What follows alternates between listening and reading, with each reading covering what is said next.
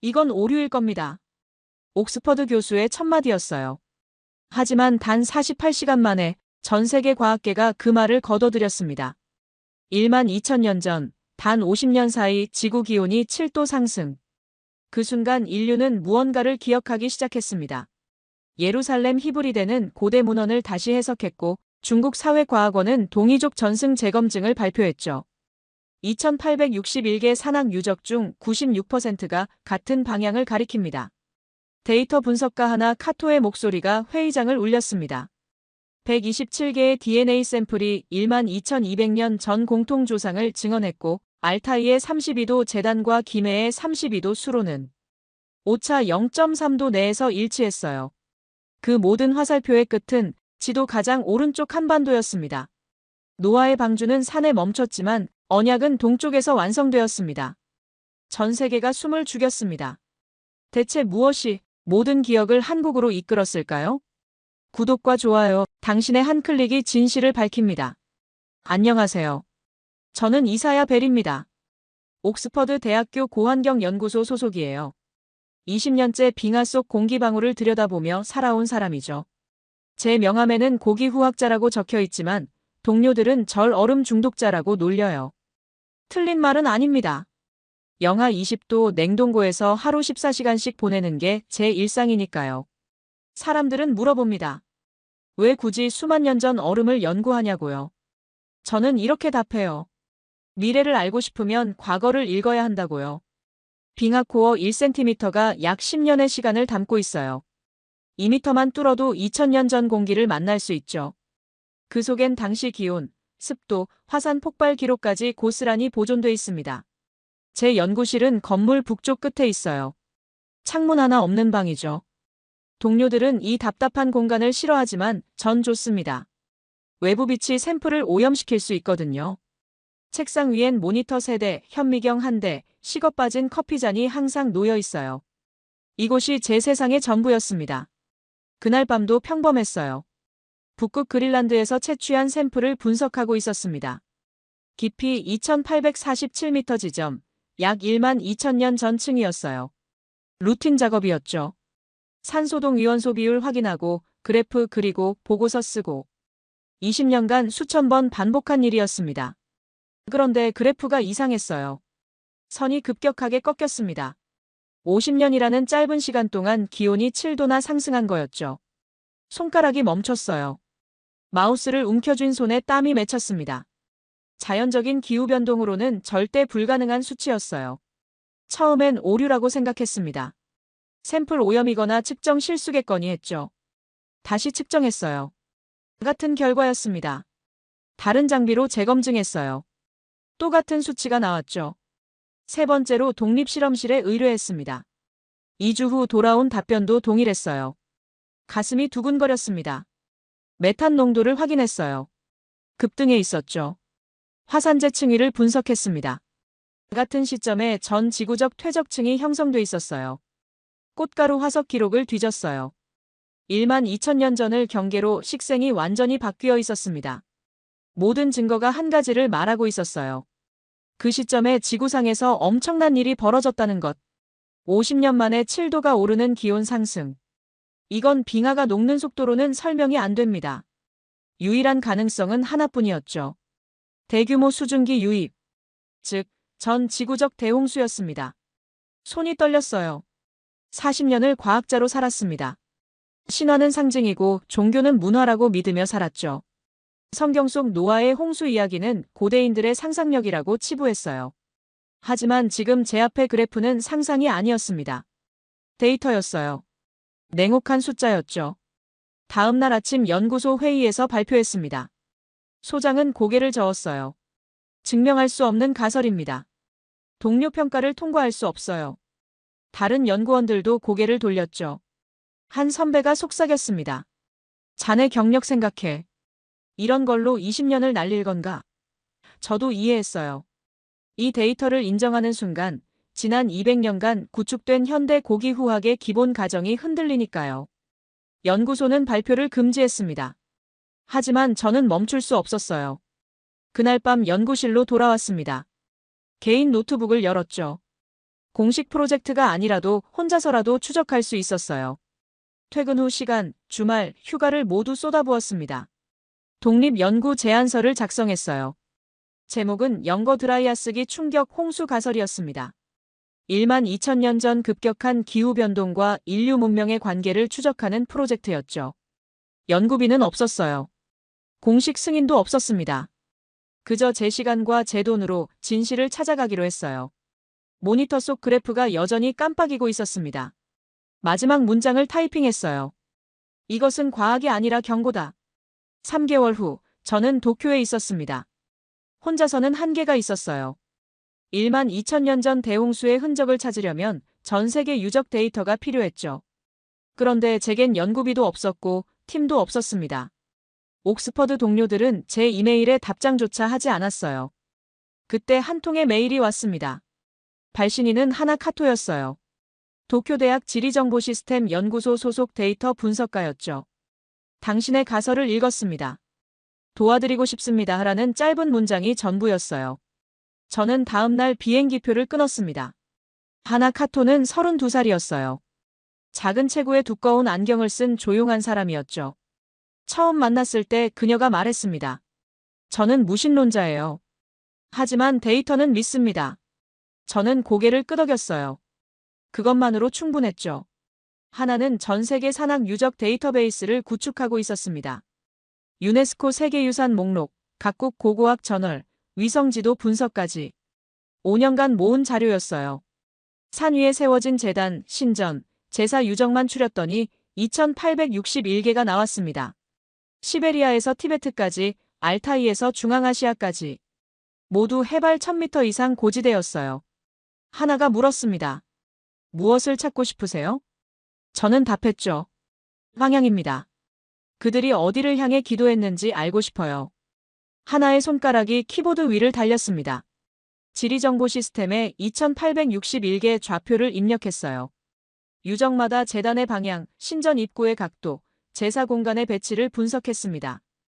위성사진과 고고학 보고서를 대조하며 하나하나 각도를 측정했죠. 일주일이 걸렸어요. 결과가 나왔습니다. 화면 가득 펼쳐진 세계지도 위로 빨간 화살표들이 그려졌어요. 2861개의 화살표. 저는 무작위로 흩어진 방향들을 예상했습니다. 각 문화권마다 다른 신을, 다른 방향을 숭배했을 테니까요. 그런데 아니었습니다. 화살표들이 일정한 패턴을 보였어요. 하나가 숫자를 읽어내려갔습니다. 동쪽 방향 72%, 동북동 방향 24%, 합계 96%가 동쪽을 향합니다. 제 숨이 멎었어요. 96%. 2746개의 유적이 비슷한 방향을 향하고 있다는 뜻이었죠. 저는 하나에게 물었습니다. 검증했나요? 오류 가능성은? 하나가 고개를 저었어요. 3번 재확인했습니다. 통계적 우연 확률은 0.0001% 미만이에요.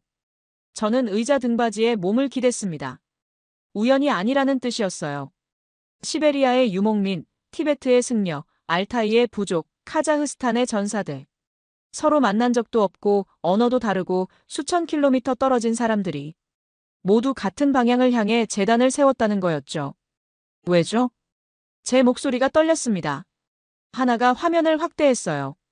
개별 유적들을 클릭하며 보여줬습니다. 알타이의 제단, 방위각 동쪽 78도. 티베트 고원의 석축, 동쪽 69도. 카자흐스탄 고분, 동쪽 75도. 오차범위 안에서 거의 일치합니다. 저는 모니터에 바짝 다가앉았어요. 시베리아 북쪽 끝에서 중앙아시아 초원까지 6,000km가 넘는 거리였죠. 그런데 모든 제단이 같은 각도로 설계돼 있었습니다. 이건 우연히 생긴 게 아니었어요. 누군가 의도한 거였죠. 하나가 조용히 말했습니다. 이건 자연이 아니라 의도입니다. 저도 동의했어요. 하지만 질문이 남았습니다. 왜 동쪽인가? 그들은 무엇을 향해 기도한 걸까요? 태양? 아니면 다른 무언가? 하나가 다른 데이터를 불러왔습니다. 연대별로 분류해 볼게요. 화면에 타임라인이 펼쳐졌어요. 가장 오래된 유적은 1만 2천년 전이었습니다. 가장 최근 유적은 2천년 전. 1만 년의 시차에도 불구하고 방향은 동일했어요. 등골이 서늘해졌습니다. 1만 년 동안 유지된 방향성. 이건 단순한 종교 의례가 아니었어요. 뭔가 강력한 이유가 있었던 겁니다. 그들은 무언가를 기억하고 있었고 그 기억을 후손들에게 전달했어요. 제단을 세우는 방식으로. 저는 하나에게 물었습니다.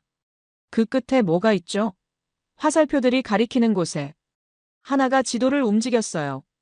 시베리아에서 동쪽으로, 알타이에서 동쪽으로, 티베트에서 동북동으로.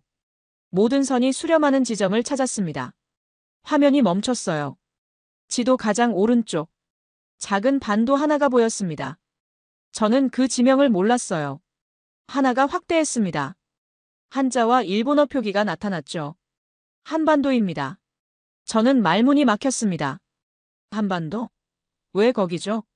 그곳에 뭐가 있길래 수천 킬로미터 떨어진 사람들이 모두 그 방향을 향해 기도했을까요? 저는 한국에 대해 아는 게 거의 없었어요. 작은 나라, 분단된 반도. 그게 전부였죠.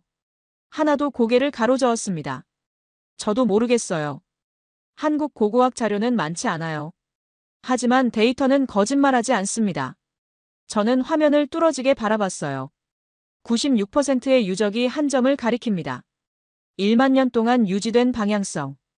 이건 우연이 아니었어요. 하지만 왜인지는 알 수 없었죠. 지도만 봐서는 답이 안 나왔습니다. 직접 가봐야 했어요. 저는 하나에게 말했습니다. 현장에 가야겠어요. 제단들을 직접 봐야 합니다. 그들이 무엇을 향해 기도했는지. 하나가 고개를 끄덕였어요. 어디부터 시작하실 건가요? 저는 지도를 다시 봤습니다. 화살표의 출발점. 가장 오래되고 가장 많은 유적이 밀집된 곳. 알타이 산맥입니다. 다음 날 저는 티켓을 예매했어요. 답은 현장에 있을 거라고 믿었습니다. 러시아 알타이 공화국. 해발 2400m. 바람이 얼굴을 때렸습니다. 기온은 영하 5도였어요. 손가락 끝이 얼얼했죠. 저는 등산화 끈을 다시 조이며 숨을 골랐습니다. 4시간을 올라왔어요. 가이드 세르게이는 앞서가며 중얼거렸습니다. 관광객은 여기 안 와요. 당신이 처음이에요. 정상 바로 아래, 바위 기단이 보였습니다. 하나가 보내준 위성사진 속 좌표였어요. 지도상으론 작은 점이었죠. 하지만 실제로 보니 규모가 컸습니다. 가로 12m, 세로 8m. 돌로 쌓아 올린 평평한 제단이었어요. 주변엔 풀 한 폭이 없었습니다. 오직 돌과 바람뿐이었죠. 세르게이가 말했습니다. 옛날 사람들이 만들었대요. 하늘에 제사 지낸 곳이라고. 저는 천천히 제단 주위를 걸었습니다. 돌들이 정교하게 맞물려 있었어요. 회반죽도 없이 오직 돌의 무게와 형태만으로 쌓아 올렸죠. 1만 2천 년 전 기술 수준을 생각하면 놀라운 일이었습니다. 저는 무릎을 꿇고 돌 틈새를 들여다봤어요. 이끼 하나 없이 깨끗했습니다. 고도가 높아서 생물이 살 수 없는 환경이었어요. 덕분에 보존 상태가 완벽했죠. 저는 줄자를 꺼냈습니다. 제단의 길이를 재기 시작했어요. 세르게이는 고개를 갸우뚱하며 지켜봤습니다. 뭘 찾는 거예요? 저는 대답 대신 계속 측정했습니다. 가로 12m, 세로 8m. 비율은 3대2였어요. 높이는 1.5m. 전체 부피를 계산하니 144제곱미터가 나왔습니다. 숫자를 노트에 적으며 무언가 익숙한 느낌이 들었어요. 어디선가 본 비율 같았죠. 제단 한쪽에 홈이 파여 있었습니다. 폭 30cm, 깊이 15cm. 물길처럼 보였어요. 저는 홈을 따라 손가락을 움직였습니다. 제단 중앙에서 시작해 가장자리로 흘렀죠. 끝부분은 살짝 아래로 기울어져 있었어요. 배수로였습니다. 제사 때 쓴 물이나 피를 흘려보내는 용도였겠죠. 저는 각도계를 꺼냈습니다. 배수로의 기울기를 쟀어요. 32도였습니다. 손이 멈췄어요. 32도. 이 숫자가 왜 익숙한지 떠올랐습니다. 성경 창세기 6장. 노아의 방주 치수였어요. 길이는 300큐빗, 너비는 50큐빗, 높이는 30큐빗. 비율로 환산하면 6대 1대 0.6. 여기 제단은 12m, 8m, 1.5m. 단순화하면 같은 비율이었습니다. 심장이 빨라졌어요. 우연일까요? 저는 다시 측정했습니다. 재단의 모든 각도를 쟀죠. 모서리 경사, 배수로 기울기, 돌배치 간격. 모두 32도 전후로 설계돼 있었어요. 이건 무작위가 아니었습니다. 누군가 의도적으로 이 각도를 선택한 거였죠. 세르게이가 물었습니다. 뭐 찾았어요? 저는 대답하지 못했습니다. 재단 뒤편으로 돌아갔어요. 바위 벽면에 희미한 그림이 보였습니다. 풍화로 거의 지워졌지만 윤곽은 남아 있었어요. 저는 카메라를 꺼내 접사로 찍었습니다. 새 한 마리가 보였어요. 부리에 무언가를 물고 있었습니다. 나뭇가지처럼 보였죠. 그 위로 물결 무늬가 그려져 있었어요. 파도였을까요? 아니면 구름? 저는 브러쉬로 먼지를 조심스럽게 털어냈습니다. 더 많은 형상이 드러났어요. 큰 배 하나. 사각형 형태였습니다. 배 위로 무지개가 걸쳐 있었어요. 7줄의 호선이 선명했죠. 그 아래 사람들이 무릎 꿇고 있었습니다. 손을 하늘로 뻗은 자세였어요.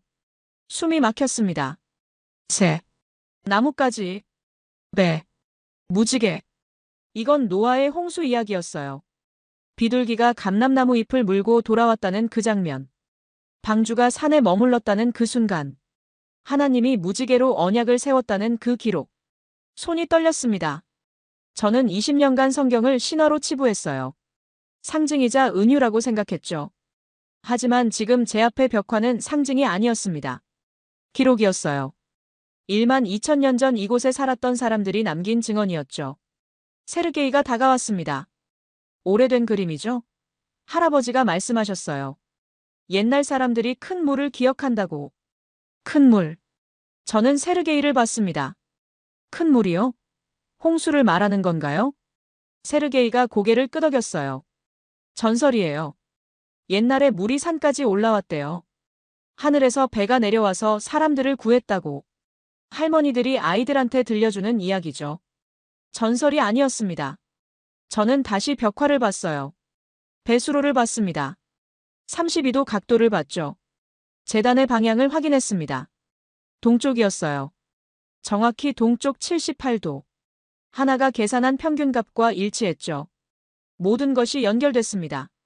이 사람들은 홍수에서 살아남았어요. 그래서 산 위에 재단을 세웠습니다. 방주의 비율로, 방주의 각도로. 그들은 기술을 재현한 게 아니었어요. 기억을 새긴 거였죠. 그리고 재단을 동쪽으로 향하게 했습니다. 구원이 온 방향을. 바람이 불었습니다. 저는 재단 위에 섰어요. 동쪽을 바라봤습니다. 산 너머로 지평선이 펼쳐졌죠. 저 끝에 뭐가 있을까요? 이들이 평생 기도하며 바라본 곳엔. 세르게이가 물었습니다. 내려갈까요? 저는 고개를 저었어요. 사진을 더 찍어야 해요. 모든 걸 기록해야 합니다. 해가 지기 전까지 4시간을 더 머물렀습니다. 재단의 모든 돌, 모든 각도, 모든 그림을 촬영했어요. 노트에 측정값을 빼곡히 적었죠. 산을 내려오며 생각했습니다. 이건 기술이 아니라 기도였다고. 이들은 살아남은 것에 감사하며 구원을 잊지 않기 위해 평생을 돌을 쌓았던 거라고. 그날 밤 숙소에서 하나에게 메일을 보냈습니다. 당신이 옳았어요. 이건 의도였습니다. 그리고 그들은 무언가를 기억하고 있었어요. 알타이에서 돌아온 지 사흘째, 낯선 번호로 전화가 왔습니다. 이사야 벨 박사님이십니까? 로사 안드레이입니다. 예루살렘 히브리 대학 문헌학과에 있어요. 목소리는 차분했지만 단호했습니다. 로사 안드레이. 저는 그 이름을 알고 있었어요. 고대 근동 언어 전문가였죠. 수메르어, 아카드어, 히브리어를 자유롭게 다루는 학자였습니다. 학회에서 한두 번 본 적 있었어요. 로사가 말했습니다. 당신 논문 초고를 봤어요. 1만 2천 년 전 홍수 가설. 흥미롭더군요. 저는 조심스럽게 물었습니다. 어떻게 보셨죠? 공개하지 않았는데요. 하나 카토가 보내줬어요. 당신에게 보여줄 게 있다고 하더군요. 전화 너머로 키보드 소리가 들렸습니다. 로사가 계속 말했어요. 저는 10년간 대홍수 전승을 연구했습니다. 전 세계 고대 문헌 속 홍수 이야기를 수집했죠. 지금까지 127개를 찾았어요. 그중 12개가 특이합니다. 저는 메모장을 꺼냈습니다. 어떤 점이 특이한가요? 서사 구조가 동일해요. 단어 하나하나까지는 다르지만 이야기 뼈대가 완전히 같습니다. 마치 한 사람이 쓴 것처럼요. 가슴이 뛰었습니다. 로사는 다음 날 텔아비브에서 런던으로 오는 비행기를 탔어요. 이틀 후 제 앞에 앉아 노트북을 펼쳤습니다. 화면에 표가 나타났죠. 12개 언어로 된 텍스트가 나란히 정렬돼 있었어요. 수메르 길가메시 서사시, 바빌로니아 아트라하시스 서사시, 히브리 창세기, 그리스 데우칼리온 신화. 로사가 하나씩 가리키며 설명했습니다. 인도 만우 전승, 중국 곤륜산 신화, 티베트 링가 전설, 몽골 에르덴 전설, 한국 단군 신화. 12개였습니다. 메소포타미아에서 시작해 페르시아, 인도, 티베트를 거쳐 동아시아까지. 지리적으로 1만 킬로미터가 넘는 거리였어요. 시간적으로는 5천년의 간극이 있었죠. 하지만 로사의 말처럼 구조는 같았습니다. 로사가 첫 번째 공통점을 강조했어요. 모두 심판으로 시작합니다. 인간의 죄악이 관영했고 신이 노했다는 내용이죠. 수메르 버전은 인간의 소음, 성경은 죄악의 관영, 중국 버전은 도덕의 타락. 표현만 다를 뿐 본질은 같아요. 저는 화면을 가까이 들여다봤습니다. 로사가 두 번째를 설명했어요. 그 다음은 선택입니다. 신이 한 사람을 선택해요. 수메르의 아트라하시스, 히브리의 노아, 그리스의 데우칼리온, 인도의 만우. 이름만 다르지 역할은 동일합니다. 의로운 자, 선택받은 자. 제 손가락이 표를 따라 움직였습니다. 세 번째는 피난이에요. 배를 만들라는 명령이 내려집니다. 치수까지 정확히 나와 있죠. 길이, 너비, 높이. 수메르 서사시는 120 큐빗 120 큐빗, 성경은 350 30 큐빗. 숫자는 다르지만 모두 거대한 직육면체 구조예요. 저는 알타이 제단을 떠올렸습니다. 12m 8m 1.5m. 방주의 비율이었죠. 로사가 네 번째를 짚었어요. 네 번째는 새입니다. 물이 빠졌는지 확인하기 위해 새를 보내죠. 길가메시는 비둘기와 까마귀, 성경도 비둘기와 까마귀, 중국 신화는 제비. 종류는 달라도 패턴은 같아요. 새가 나뭇가지를 물고 돌아오면 물이 빠진 겁니다. 알타이 벽화 속 새가 떠올랐습니다. 부리의 가지를 문 모습이었죠. 다섯 번째는 무지개예요. 로사의 목소리가 낮아졌습니다. 홍수가 끝나고 신이 언약을 맺습니다. 다시는 물로 심판하지 않겠다는 약속이죠. 그 표시가 무지개예요. 수메르 버전엔 하늘의 활, 성경엔 구름 속 무지개, 티베트 전설엔 7빛 달이라고 나옵니다. 저는 숨을 깊이 들이마셨습니다. 5개 구조. 심판, 선택, 피난, 새, 무지개. 12개 문헌 모두에서 동일하게 나타났어요. 이건 우연일 수 없었습니다. 확률적으로 불가능했죠. 로사가 지도를 펼쳤습니다. 서사의 이동 경로를 추적했어요. 빨간 선이 그어져 있었습니다. 가장 오래된 텍스트는 메소포타미아예요. 기원전 2700년경 수메르 점토판이죠. 그 다음이 바빌로니아, 그리스, 페르시아 순서예요. 선이 동쪽으로 움직였습니다. 인도 리그베다는 기원전 1500년, 티베트 본교 경전은 기원전 1000년, 중국 산해경은 기원전 700년. 계속 동쪽으로 이동합니다. 선의 끝은 한반도였습니다. 한국의 삼국유사는 서기 1200년대 기록이지만 구전 전승은 훨씬 오래됐을 거예요. 단군 신화 속에도 홍수와 구원 이야기가 담겨 있습니다. 저는 말문이 막혔습니다. 서쪽에서 동쪽으로 5000년에 걸쳐 1만 킬로미터를 이동한 이야기. 언어도 바뀌고 신의 이름도 바뀌었지만 구조는 변하지 않았어요. 마치 DNA처럼 보존된 거였죠. 로사가 말했습니다. 두 가지 가능성이 있어요. 하나는 전파입니다. 문화 교류를 통해 이야기가 퍼진 거죠. 다른 하나는 로사가 잠시 멈췄어요. 공통 기원입니다. 실제로 일어난 사건을 여러 민족이 각자 기억하고 있는 거예요. 제 심장이 뛰었습니다. 전파라면 변형이 생깁니다. 전화게임처럼 내용이 왜곡되죠. 하지만 이 12개 텍스트는 5000년 동안 구조를 유지했어요. 이건 전파가 아니었습니다. 저는 로사를 봤습니다. 당신은 어느 쪽이라고 생각하세요? 로사가 잠시 침묵했어요. 그러다 조용히 말했습니다. 처음엔 전파라고 믿었어요. 하지만 당신의 빙하 코어 데이터를 보고 생각이 바뀌었습니다. 1만 2천년 전 급격한 기온 상승. 50년 만에 7도. 이건 물리적 증거예요. 로사가 화면을 닫았습니다. 이건 전파가 아니라 기억의 이동입니다. 실제 사건을 경험한 사람들이 뿔뿔이 흩어지며 각자의 언어로 같은 이야기를 보존한 거예요. 저는 창밖을 봤습니다. 런던 하늘은 흐렸어요. 비가 올 것 같았죠. 문득 알타이 재단 위에서 본 동쪽 하늘이 떠올랐습니다. 그들이 평생 바라본 방향. 구원이 온 곳. 로사가 물었습니다. 다음은 어디로 가실 건가요? 저는 대답했습니다. 더 동쪽으로 가야죠. 이야기의 끝을 찾아야 합니다. 로사와 함께 일하기 시작한 지 3주가 지났습니다. 옥스퍼드 제 하숙집 거실이 임시 연구실이 됐어요. 테이블 위엔 12개 언어 텍스트가 쌓여 있었죠.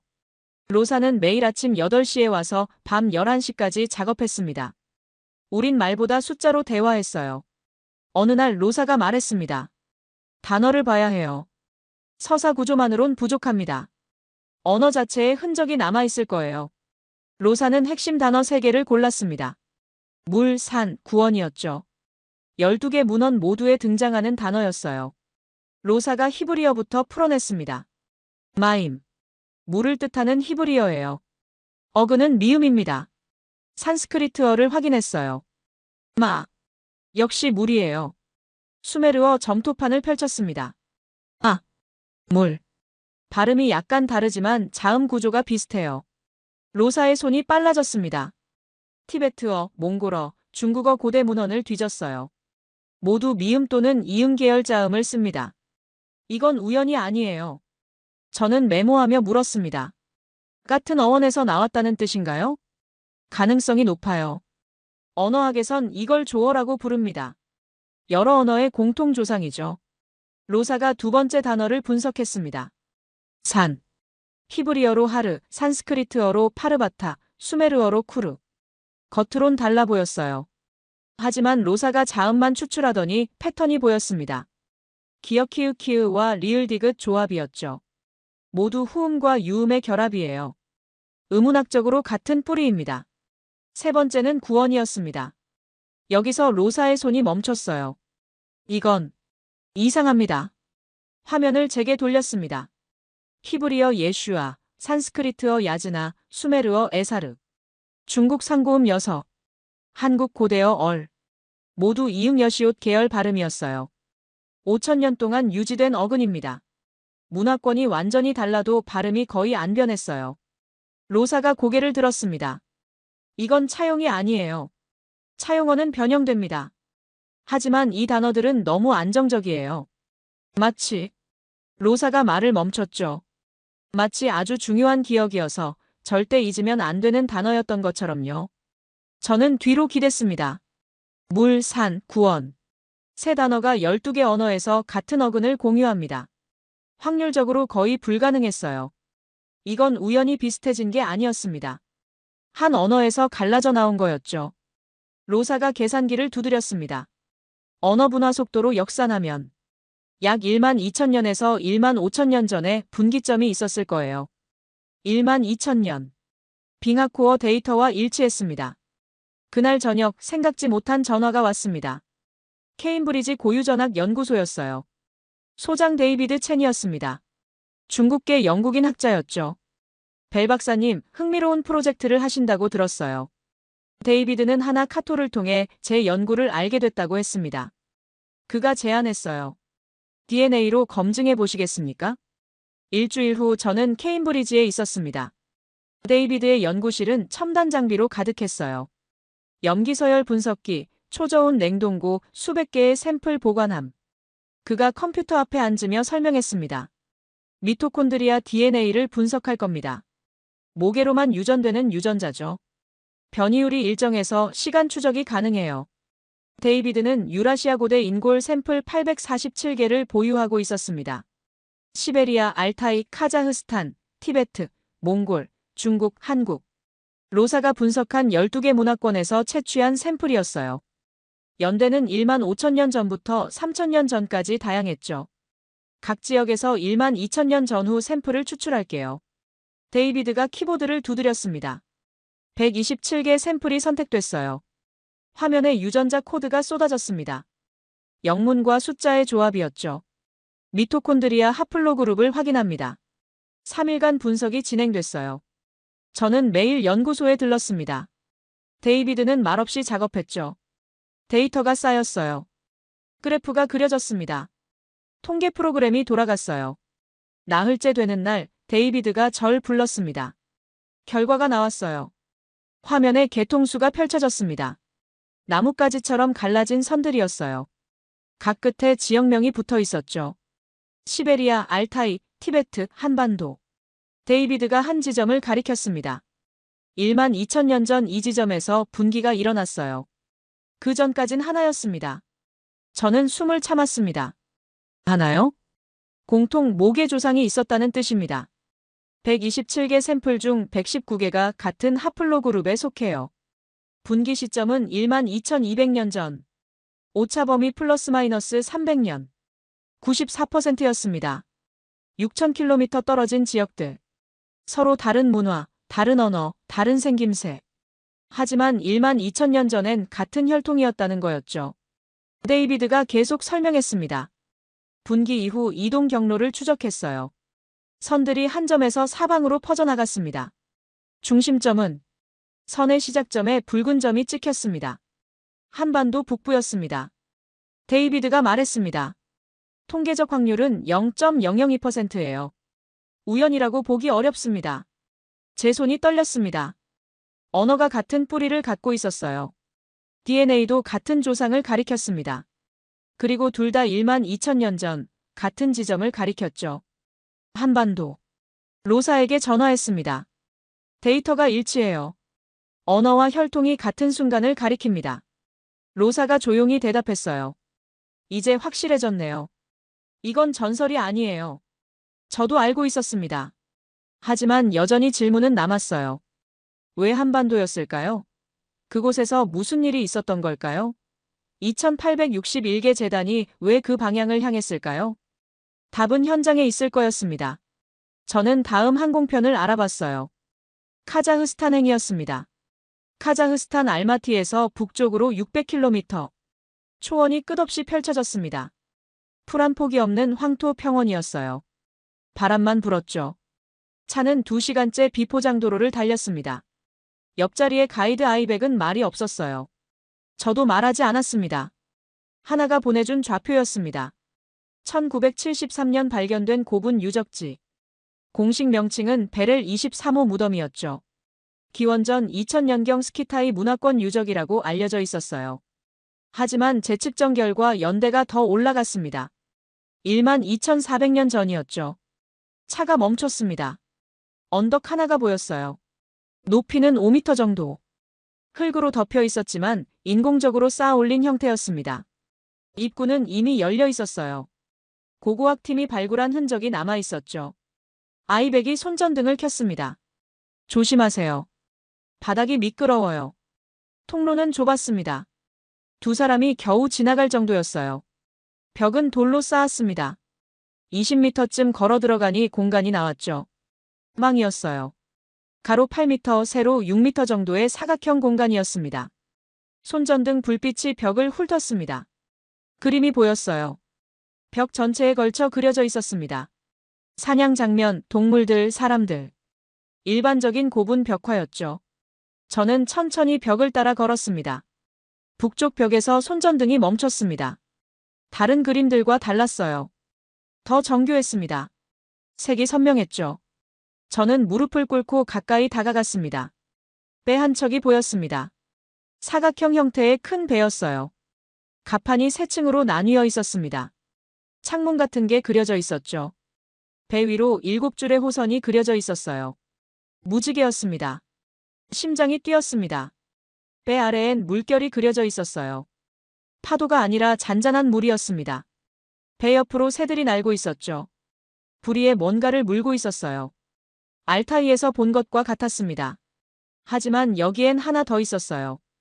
배 밑부분에 글자가 새겨져 있었습니다. 고대 투르크어 비슷한 형태였죠. 저는 사진을 찍었습니다. 플래시가 터지며 벽화 전체가 드러났어요. 아이백이 다가와 글자를 봤습니다. 읽을 수 없어요. 너무 오래됐어요. 저도 읽을 수 없었습니다. 다음 날 알마티로 돌아왔어요. 국립박물관을 찾아갔습니다. 큐레이터 라일라를 만나기 위해서였죠. 라일라는 중앙아시아 고대 문자 전문가였습니다. 사진을 보여줬어요. 라일라의 표정이 굳었습니다. 이걸 어디서 찍었죠? 베렐고분입니다. 라일라가 돋보기를 꺼냈어요. 사진을 자세히 들여다봤습니다. 5분간 침묵이 흘렀죠. 라일라가 노트에 뭔가를 적기 시작했습니다. 고대 소그드어 변형입니다. 아주 오래된 형태예요. 라일라의 손끝이 글자를 짚었습니다. 첫 단어는 산, 두 번째는 배, 세 번째는 물, 네 번째는 라일라가 멈췄습니다. 구원입니다. 제 손에 땀이 맺혔습니다. 라일라가 전체 문장을 읽었어요. 산의 배, 물 위의 구원. 저는 의자에 앉았습니다. 산의 배.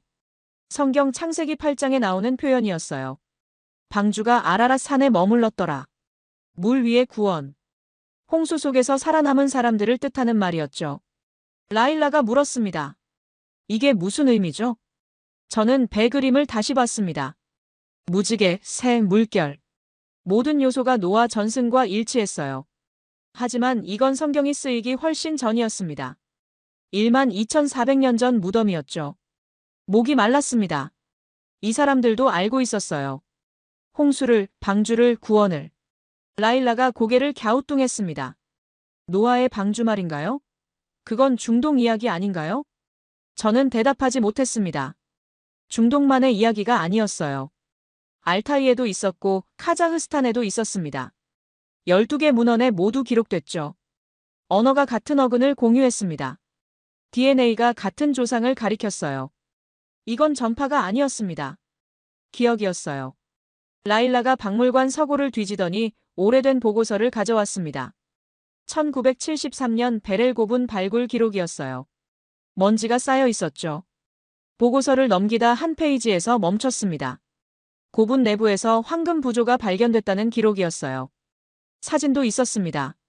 손바닥만 한 황금판이었죠. 표면에 배와 무지개가 새겨져 있었어요. 라일라가 말했습니다. 이건 지금 수장고에 있을 거예요. 30분 후 저는 황금 부조를 손에 들고 있었습니다. 무게는 200g쯤 됐어요. 순금이었습니다.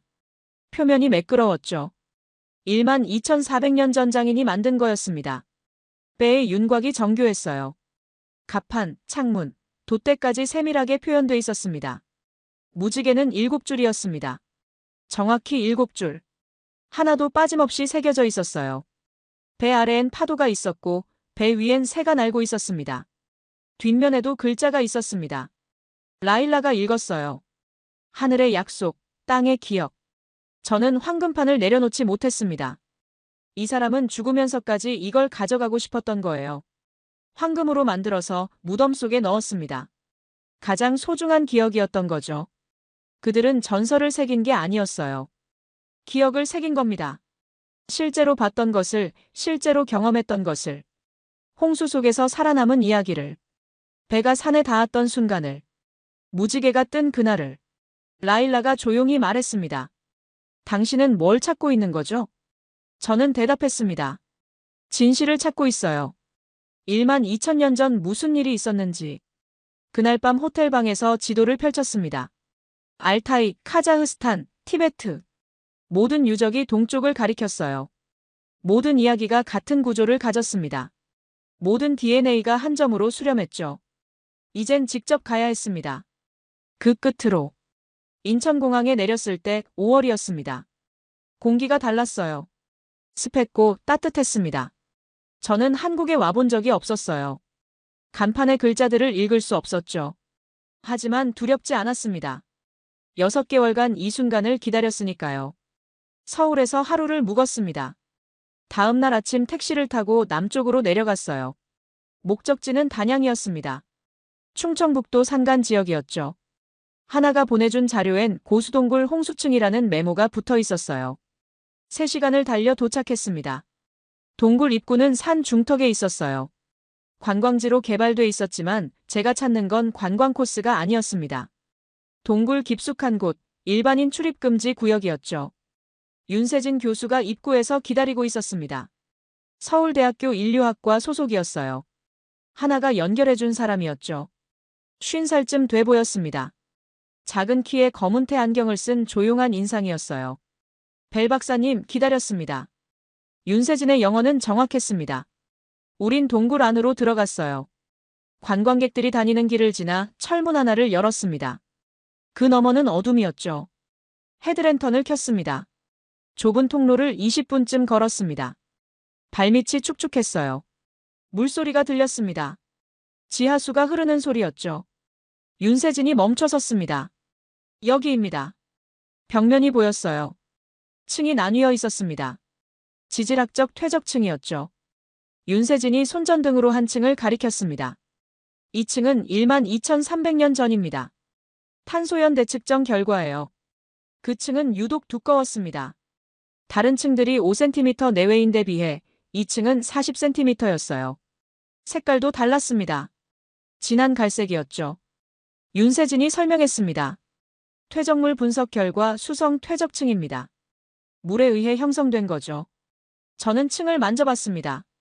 입자가 고왔어요. 강물이나 빗물로 만들어진 퇴적층과 달랐습니다. 윤세진이 말했습니다. 급격한 대량 유입의 흔적이에요. 짧은 시간에 엄청난 물이 들어왔다는 증거입니다.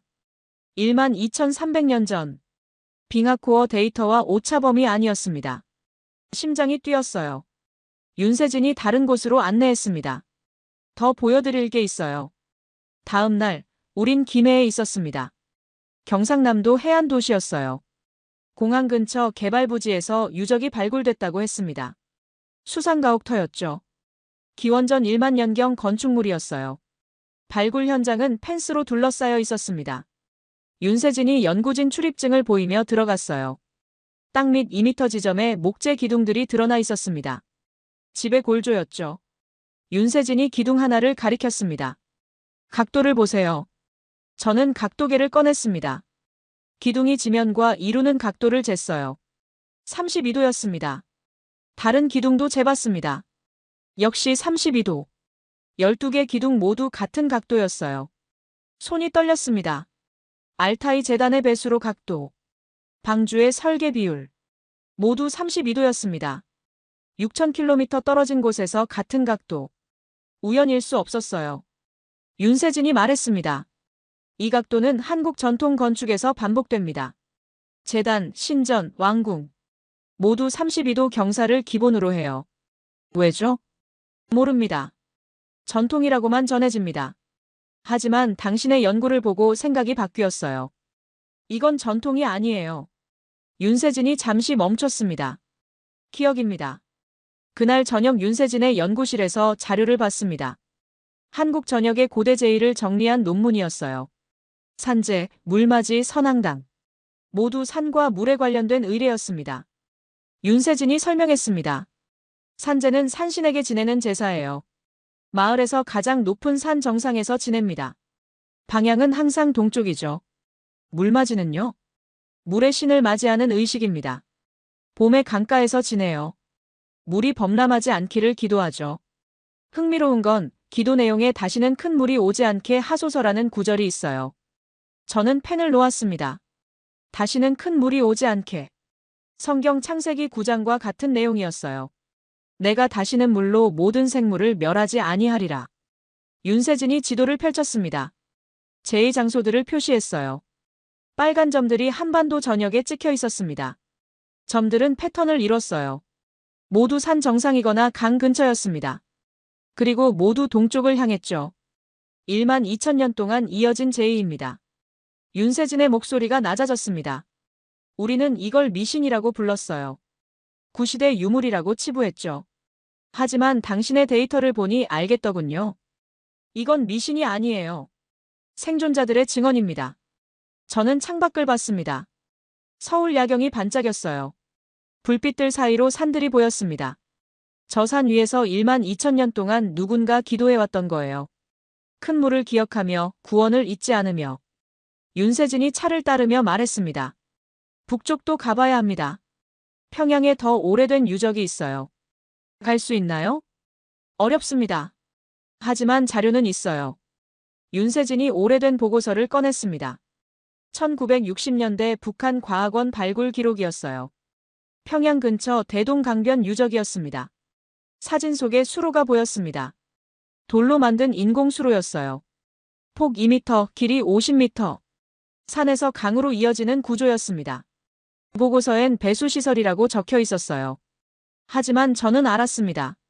수로 각도가 32도였어요. 설계 방식이 알타이 재단과 동일했습니다. 이건 배수시설이 아니었어요. 제1시설이었죠. 물을 흘려보내는 게 아니라 물을 기억하는 장치였습니다. 저는 윤세진을 봤습니다. 교수님, 이 모든 게 연결돼 있어요. 알타이에서 카자흐스탄, 티베트를 거쳐 이곳까지. 모두 같은 각도, 같은 구조, 같은 기억입니다. 윤세진이 고개를 끄덕였습니다. 벨 박사님, 한 가지 물어봐도 될까요? 네. 왜 하필 이곳이었을까요? 왜 한반도가 그 끝이었을까요? 저는 대답하지 못했습니다. 하지만 한 가지는 알았어요. 신은 사람들을 흩으셨지만 기억은 한 곳에 모으셨다고. 그 한 곳이 바로 여기였다고. 이틀 후 서울로 돌아왔습니다. 국제학회가 한 달 앞으로 다가왔어요. 발표 준비를 시작해야 했습니다. 서울 코엑스 컨벤션홀. 6월 15일. 국제고고 인류학회 연례 총회였습니다. 42개국에서 800명이 모였어요. 저는 오후 세션 마지막 발표자였습니다. 20분이 주어졌죠. 발표 30분 전 대기실에 앉아 있었습니다. 손이 떨렸어요. 6개월간 모은 모든 데이터가 노트북 안에 있었습니다. 빙하코어 그래프, 2861개 유적지도, 언어 분석표, DNA 개통수, 알타이 재단 사진, 카자흐스탄 황금 부조, 한반도 수로 측정값. 127장의 슬라이드였어요. 윤세진이 물 한 병을 건넸습니다. 괜찮으세요? 저는 고개를 끄덕였습니다. 거짓말이었죠. 무섭지 않았다면 거짓말일 겁니다. 20년 경력을 걸고 옥스퍼드를 떠나고 혼자서 6개월을 달려왔어요. 이 발표가 실패하면 모든 게 끝이었습니다. 문이 열렸습니다. 진행 요원이 고개를 내밀었어요. 벨 박사님, 5분 후입니다. 강당으로 걸어 들어갔습니다. 800석이 가득 찼어요. 앞줄엔 세계적인 학자들이 앉아 있었습니다. 케임브리지의 데이비드 첸, 예루살렘의 로사 안드레이, 도쿄의 하나 카토. 그들은 응원의 눈빛을 보냈어요. 하지만 세 번째 줄에 앉은 남자는 달랐습니다. 장위엔. 중국 사회과학원 사학자였어요. 동아시아 고대사 권위자였죠. 팔짱을 낀 채 저를 바라봤습니다. 표정엔 조롱이 담겨 있었어요. 2달 전 장위엔이 제 연구 초록을 보고 이메일을 보냈었습니다. 서양인이 동양 역사를 왜곡하고 있다. 노아의 방주 같은 중동 신화를 한반도에 끼워 맞추는 건 학문적 사기다. 저는 답장하지 않았습니다. 데이터로 말하기로 했죠. 사회자가 제 이름을 불렀습니다. 이사야 벨 박사님, 옥스퍼드 대학교. 발표 제목은 1만 2000년 전 기후 사건과 인류 집단 기억의 물리적 증거입니다. 무대에 올라갔습니다. 첫 슬라이드를 띄웠어요. 빙하코어 그래프였습니다. 1만 2000년 전 급격한 온도 곡선이 보였죠. 1만 2000년 전 지구 기온이 50년 만에 7도 상승했습니다. 조용했습니다. 이 상승 속도는 자연적 빙하 융해로 설명할 수 없습니다. 유일한 가능성은 대규모 수증기 유입, 즉 전 지구적 대홍수였습니다. 중얼거림이 들렸어요. 두 번째 슬라이드. 세계 지도 위 2861개 화살표였습니다. 전 세계 산악 유적 2861개를 분석했습니다. 96%가 동쪽을 향합니다. 통계적 우연 확률 0.0001% 미만입니다. 장위엔이 손을 들었습니다. 질문은 발표 후에. 사회자가 제지했지만 장위엔은 일어섰어요. 서양 학자가 동양 유적을 멋대로 해석하고 있습니다. 동양 건축은 풍수 전통이에요. 성경과 무관합니다. 강당이 술렁였습니다. 저는 침착하게 대답했습니다. 풍수는 2000년 전 이론입니다. 하지만 이 유적들은 1만 2000년 전입니다. 풍수로는 설명할 수 없어요. 세 번째 슬라이드. 알타이 재단 사진이었습니다. 재단 각도 32도. 배수로 경사 32도. 성경 속 방주 비율과 일치합니다. 네 번째. 카자흐스탄 황금 부조. 12,400년 전 무덤에서 발견됐습니다. 무지개 새. 노아 전승의 모든 요소가 담겨 있어요. 5번째. 로사의 언어 분석표. 물, 산, 구원. 세 단어가 12개 언어에서 같은 어근을 공유합니다. 언어 분화 시점 12,000년 전. 6번째. 데이비드의 DNA 개통수. 127개 고대 인골 샘플. 94%가 12,200년 전 공통 모계 조상을 가집니다. 분기점은 한반도 북부. 청중이 숨죽였습니다. 7번째. 한반도 유적 사진들. 단양 홍수층, 김해 수상가옥 32도 각도, 평양 제해수로. 모두 같은 설계 원리입니다. 강당이 조용해졌어요. 저는 마지막 슬라이드를 띄웠습니다. 세계 지도였어요. 알타이에서 카자흐스탄, 티베트를 거쳐 한반도로 이어지는 빨간 선이 그려져 있었습니다. 신화는 역사였습니다. 제 목소리가 떨렸어요. 12,000년 전 대홍수는 실제 사건이었습니다.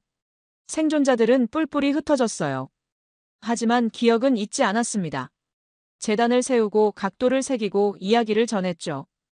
언어가 달라져도 문화가 바뀌어도 기억의 구조는 보존됐습니다. 화면에 한반도가 확대됐어요. 모든 화살표가 이곳을 가리킵니다. 모든 DNA가 이곳에서 갈라졌어요. 모든 언어가 이곳을 기억합니다. 과학이 증명했습니다. 노아의 방주는 산에 멈췄지만 언약은 동쪽에서 완성됐습니다. 침묵이 흘렀습니다. 누군가 일어났어요. 독일 학자였습니다. 박수를 쳤죠. 1명, 2명, 10명. 강당 전체가 일어섰습니다. 기립박수였어요. 저는 객석을 봤습니다. 장위에는 앉아 있었습니다. 팔짱을 풀지 않았어요. 하지만 입을 다물고 있었죠. 더 이상 조롱하지 않았습니다. 무대에서 내려왔습니다. 다리에 힘이 풀렸어요. 윤세진이 어깨를 잡아줬습니다. 해내셨어요. 로사와 하나가 다가왔습니다. 데이비드도 왔어요. 모두 아무 말도 하지 않았습니다. 그럴 필요가 없었죠. 저녁 7시 학회가 끝났습니다. 밖으로 나왔어요.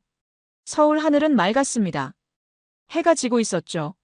저는 코엑스 광장에 섰습니다. 바람이 불었어요. 그때였습니다. 서쪽 하늘에서 빛이 퍼졌어요. 비는 오지 않았습니다. 구름도 없었죠. 하지만 무지개가 떴습니다. 선명한 7색깔이 서울 하늘을 가로질렀어요.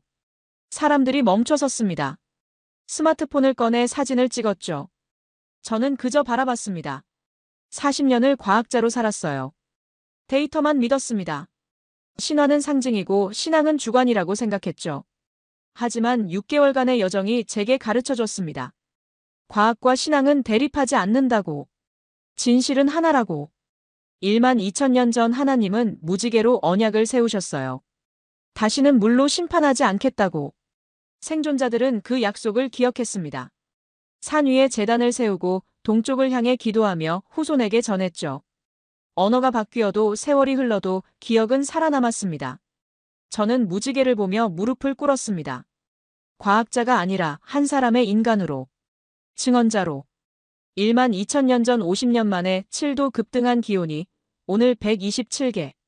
DNA 샘플과 2,861개 유적 방향으로 증명됐습니다. 이사야 벨의 빙하코어 데이터가, 로사 안드레이의 12개 언어 분석이, 하나 카토의 96% 일치율이 지금 서울 하늘의 무지개 아래서 하나로 모였어요. 이 이야기가 가슴에 와닿으셨다면 좋아요 버튼으로 응원해주시고 구독도 꼭 부탁드려요. 그리고 댓글에 동쪽 언약 4글자만 남겨주세요. 여러분의 댓글 하나하나가 12,000년 기억을 지키는 힘이 됩니다. 끝까지 시청해주셔서 진심으로 감사드립니다. 수심 5,000m 바닷속. 이곳에서 포착된 신호 하나가 전 세계 학계를 뒤흔들 수 있다면 믿으시겠습니까? 남태평양 해구에서 발견된 0.007Hz의 미스터리 신호가 인류 기록의 88%와 일치하지 않아 폐기 직전까지 갔습니다. 하지만 한 동양인 학자가 이것을 1800년 전 한반도의 옥파 공법과 연결하면서 모든 것이 바뀌었죠. 고립된 섬의 100명 부족과 최첨단 DNA 분석이 가리키는 94.1%의 진실. 한쪽에서는 200억 달러를 위해 이 비밀을 묻으려는 거대 자본이, 다른 쪽에서는 1700년간 단절된 형제를 지키려는 학자들이 맞서고 있습니다. 대체 고대 한반도의 위대한 해양 DNA는 어떻게 태평양 건너 살아남았을까요? 좋아요와 구독으로 이 충격적인 재회의 미스터리를 함께 풀어보시죠. 안녕하세요. 저는 엘라라 벤스입니다. 저는 해양 고고학자로 15년간 바닷속 비밀을 찾아왔습니다. 32개국 공동 프로젝트를 이끌며 대서양부터 인도양까지 지구의 모든 바다를 누볐죠. 제 손을 거쳐간 고대 유물만 해도 2,400점이 넘었습니다. 저는 데이터를 믿는 사람이었어요. 감정보다 수치를, 직감보다 논리를 따랐습니다. 그런 제게 수심 5,000m 아래에서 들려온 소리 하나가 모든 것을 뒤집어 놓았습니다. 남태평양 해구연구선 위였어요. 밤 10시 47분, 모니터에 떠오른 파형을 보는 순간 제 심장이 쿵 내려앉았습니다. 0.007Hz. 완벽한 주기성이었죠. 심해 탐사선 16대가 동시에 포착한 신호였습니다. 제 손끝이 차갑게 식어들었어요. 저는 데이터를 3번 다시 확인했습니다. 신호의 정교함이 믿기지 않았거든요. 파장의 간격이 너무 일정했어요. 88초마다 정확히 반복되었습니다. 자연현상이라면 절대 불가능한 규칙성이었죠. 지난 8개월간 저는 태평양 해저 지각 변동을 연구하던 중이었습니다. 32개국에서 모인 연구팀 7명을 이끌고 있었어요. 조교 한 명이 떨리는 목소리로 물었습니다. 닥터 벤스, 이게 정말 해저에서 온 겁니까? 저는 고개를 끄덕였어요. 하지만 확신이 서질 않았습니다. 저는 즉시 데이터베이스를 뒤지기 시작했습니다. 지난 200년간 축적된 해양 음향 기록을 모두 대조했어요. 1시간이 지나고 2시간이 지났습니다. 결과는 충격적이었죠. 인류 역사상 그 어떤 기록과도 88%가 일치하지 않았습니다. 소름이 돋았어요. 저는 평생 데이터를 믿으며 살아왔거든요.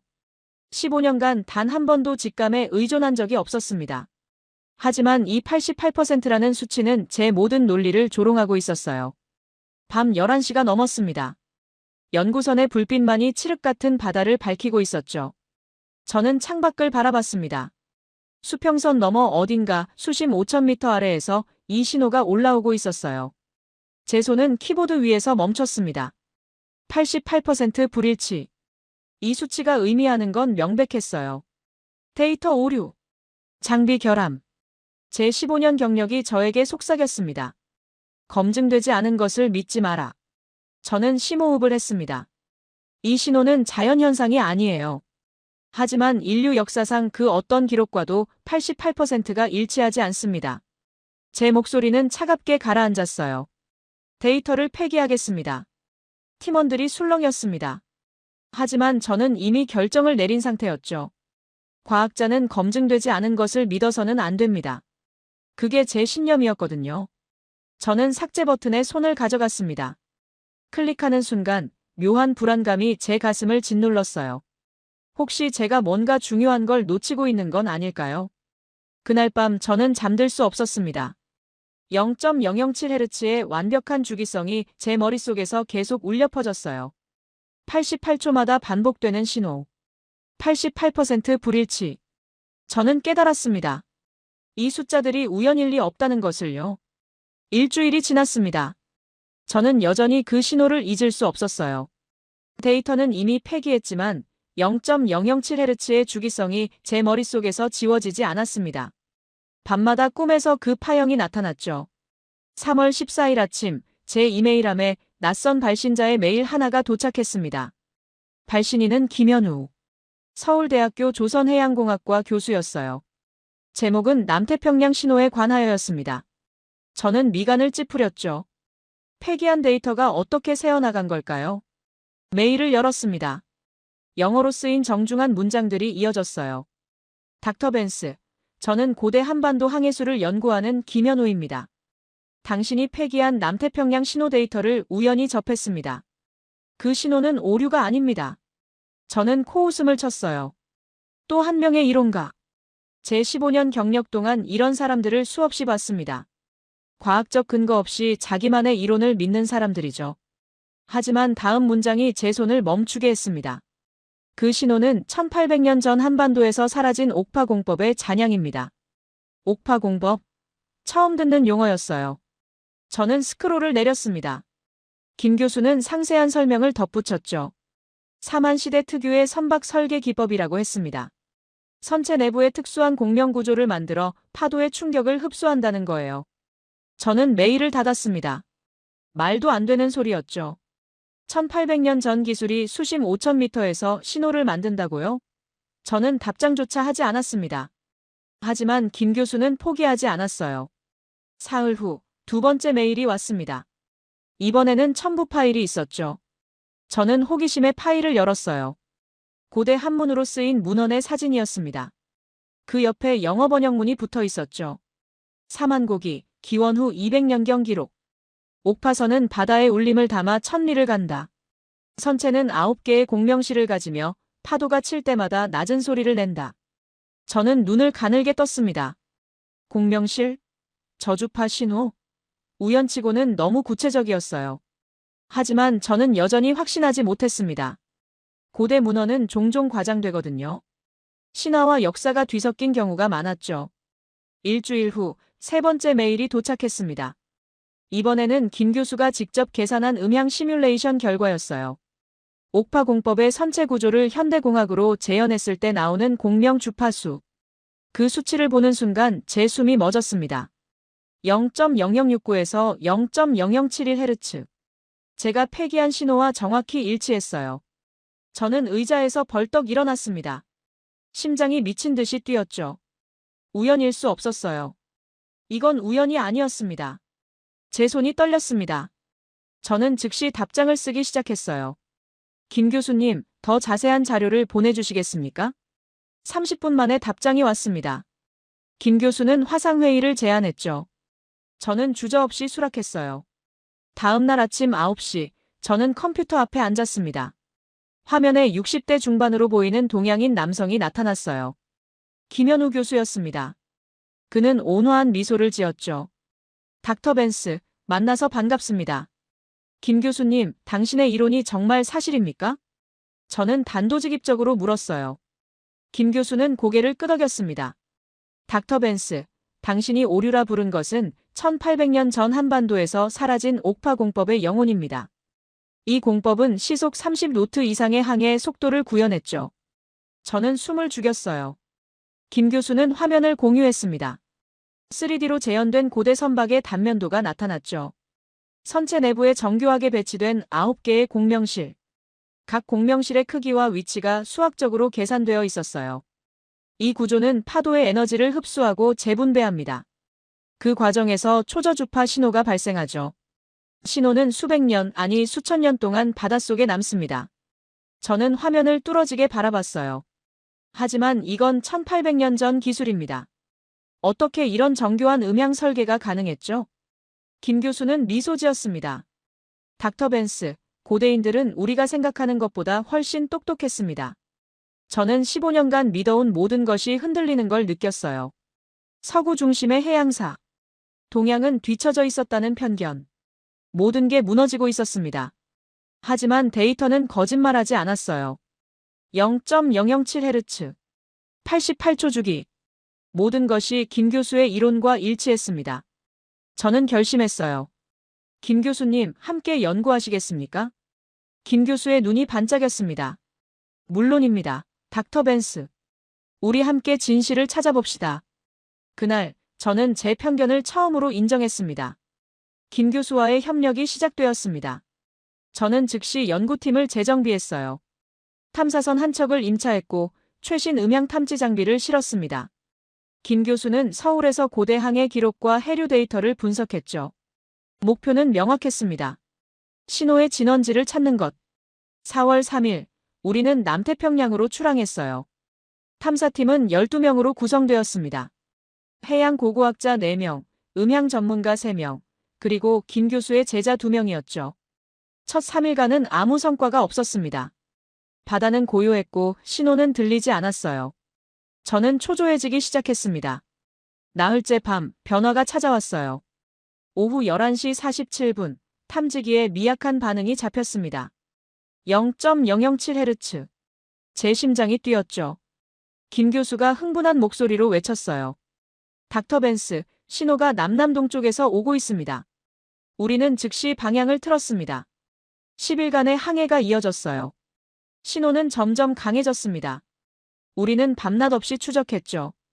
바다는 점점 깊어졌고 수심은 6,000m를 넘어섰어요. 4월 13일 새벽 수평선 너머로 작은 섬 하나가 나타났습니다. 지도에 없는 섬이었어요. 제 손이 떨렸습니다. 김 교수는 망원경을 들여다보며 중얼거렸죠. 무린섬. 고대 기록에 나오는 그 섬입니다. 하지만 우리가 섬에 접근하기도 전에 레이더에 다른 선박들이 포착되었습니다. 대형 선박 5척이었어요. 모두 회색 선체에 번호만 적혀 있었습니다. 민간 함대였죠. 저는 불길한 예감이 들었어요. 한 척이 우리 탐사선 앞을 가로막았습니다. 무전기에서 차갑고 날카로운 목소리가 흘러나왔어요. 미등록 선박, 즉시 항로를 변경하십시오. 이 해역은 국제해양자원 컨소시엄의 독점 탐사구역입니다. 저는 무전기를 잡았습니다. 저는 엘라라 벤스, 국제해양고고학 협회 소속입니다. 우리는 정식 탐사 허가를 받았어요. 잠시 침묵이 흘렀어요. 그리고 다른 목소리가 들렸습니다. 더 차갑고 더 위압적인 목소리였죠. 벤스 박사, 저는 토비아스 마이어스입니다. 당신의 탐사 허가는 1시간 전 취소되었습니다. 제 얼굴이 굳었어요. 마이어스. 그 이름을 저는 알고 있었습니다. 국제해양자원 컨소시엄의 실세. 자원 개발을 위해 수단과 방법을 가리지 않는 인물이었죠. 무슨 권한으로 저희 허가를 취소합니까? 제 목소리가 떨렸어요.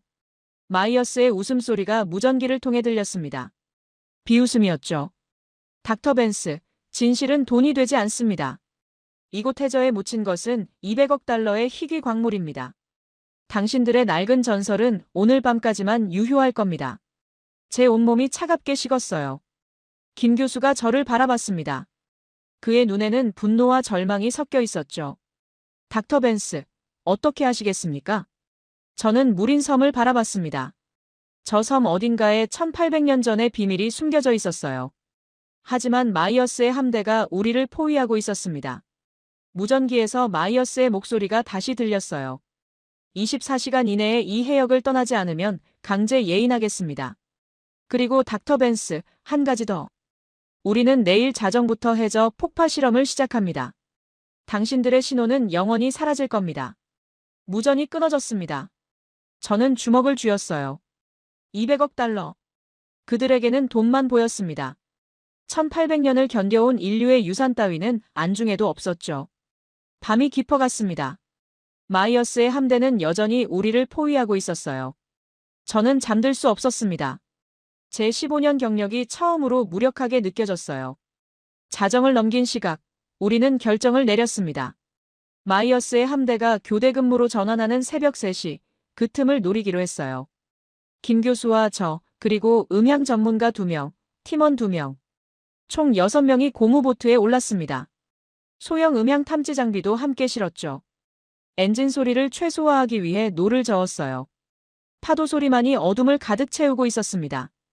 1시간 30분이 걸렸습니다.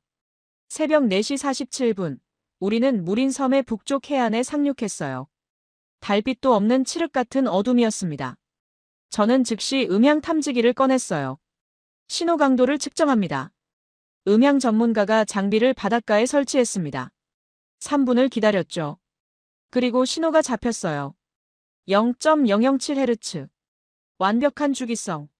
닥터 벤스, 신호는 해안에서 남동쪽 200m 지점, 수심 30m에서 가장 강하게 나옵니다. 저는 손전등으로 바다를 비췄어요. 잠수가 가능한 깊이였습니다. 장비를 수중에 투하합니다. 우리는 방수 음향 센서를 밧줄에 매달아 바다에 내렸어요. 센서가 30m 아래로 내려갔습니다. 모니터에 데이터가 떠올랐어요. 제 숨이 멎었습니다. 해저에 거대한 목재 구조물이 있었어요. 길이 17m, 폭 5m. 배였습니다. 아니, 배의 잔해였죠. 김 교수님, 이게 옥파선입니다. 김 교수의 목소리가 떨렸어요. 1800년 전 침몰한 선박이 여기 있습니다. 선체 구조가 아직도 공명하고 있어요. 저는 전율이 온몸을 휩쓸었습니다. 신호의 정체였어요. 고대 선박이 수백 년 동안 바닷속에서 울림을 만들어내고 있었던 겁니다. 하지만 시간이 없었어요. 김 교수가 제 팔을 잡았습니다. 닥터 벤스, 마이어스 함대가 1시간 후면 다시 순찰을 시작합니다. 지금 당장 섬 안으로 들어가야 해요. 저는 장비를 챙겼습니다. 해변을 따라 걸었어요. 모래 위에 맨발과 가죽 샌들의 흔적이 보였습니다. 100m를 가자 거대한 나무 기둥이 나타났어요. 높이 4m. 꼭대기에 새가 조각되어 있었습니다. 천재 기둥입니다. 김 교수가 말했어요. 고대 한반도에서 마을 입구에 세우던 것이죠. 우리는 숲속으로 들어갔습니다. 나무마다 사만시대의 방위 표식이 새겨져 있었어요. 30분을 걸어가자 작은 마을이 나타났습니다. 초가집 20여 채. 중앙에 화덕. 바로 그때였습니다. 멈춰라. 날카로운 외침과 함께 12명의 남자들이 우리를 포위했어요. 창과 활을 든 채였습니다. 제 심장이 미친 듯이 뛰었어요. 가장 나이 많은 남자가 앞으로 나왔습니다. 70대쯤. 얼굴에 문신, 머리에 새 깃털관을 쓴 주술사였어요. 그는 무언가를 외치며 창을 들어올렸습니다. 김 교수가 재빨리 앞으로 나섰어요. 아베, 에메, 코라인. 고대 한국어였습니다. 주술사의 눈이 커졌어요. 창을 든 손이 떨렸습니다. 코라인. 아시나요? 어눌하지만 한국어였어요. 김 교수가 고개를 끄덕였습니다. 주술사의 눈에서 눈물이 흘러내렸어요. 우리는 해금자의 후예입니다. 1700번의 겨울이 지나기 전 큰 바다의 남쪽 반도. 비류왕국에서 전쟁을 피해 이곳으로 왔다는 359절의 노래가 전해져 내려옵니다. 창들이 내려갔습니다. 주술사가 우리를 마을 중앙의 큰 집으로 안내했어요. 마을 회관이었습니다. 안으로 들어가는 순간 저는 숨을 멈췄어요. 나무 선반 위에 유물들이 가지런히 놓여 있었습니다. 주술사가 하나씩 꺼내 보였어요. 첫 번째는 청동 거울이었습니다. 지름 15cm. 뒷면에 정교한 문양이 새겨져 있었어요. 동심원과 톱니 무늬. 저는 즉시 알아봤습니다. 김 교수님, 이건 사만시대 다뉴세 문경입니다. 김 교수의 손이 떨렸어요. 기원 후 1세기에서 3세기 한반도 남부에서만 만들어진 청동 거울이에요. 주술사가 두 번째 유물을 꺼냈습니다. 톡이었어요. 젓갈색 표면에 빗살 무늬가 새겨져 있었습니다. 기하학적이고 정교한 무늬였죠.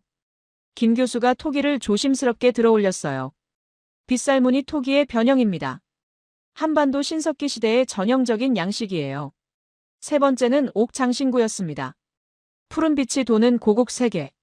주술사는 그것을 목에 걸고 있었어요. 신성한 물건이라는 표시였습니다. 고곡은 한반도와 일본에서만 발견되는 고대 장신구입니다. 김 교수가 설명했어요. 하지만 이 형태는 완전히 한반도식이에요. 네 번째, 청동 도끼가 나왔습니다. 날은 무뎌져 있었지만 형태는 완벽했어요. 손잡이 부분에 삼각형 문양이 새겨져 있었습니다. 저는 사진을 찍기 시작했어요. 손이 떨려 초점을 맞추기 어려웠습니다. 하지만 시간이 없었죠. 새벽 5시 20분이었어요. 주술사가 마지막으로 우리를 벽면으로 안내했습니다. 벽화였어요. 저는 숨을 멈췄습니다. 벽화는 1000년도 더 된 것으로 보였어요. 배를 타고 바다를 건너는 사람들. 새로운 땅에 정착하는 모습. 고향을 그리워하는 장면들. 한 벽화 앞에서 저는 얼어붙었습니다. 배의 단면도가 그려져 있었어요. 선체 내부에 9개의 공간이 표시되어 있었습니다. 옥파 공법이었습니다. 김 교수와 제 눈이 마주쳤어요. 우리는 말없이 고개를 끄덕였습니다. 하지만 저는 더 필요했어요. 결정적 증거가. DNA 샘플을 채취해야 합니다. 저는 주술사에게 간절히 부탁했어요. 김 교수가 통역했습니다. 주술사는 망설였습니다. 하지만 김 교수의 설득에 천천히 고개를 끄덕였어요. 저는 15명에게서 급히 샘플을 채취했습니다. 볼 안쪽 점막을 면봉으로 긁어냈어요. 손이 떨려 면봉을 2번이나 떨어뜨렸습니다. 새벽 5시 55분. 마침내 채취가 끝났어요. 김 교수가 다급하게 말했습니다. 닥터 벤스, 지금 떠나야 합니다. 우리는 주술사에게 급히 작별을 고했어요.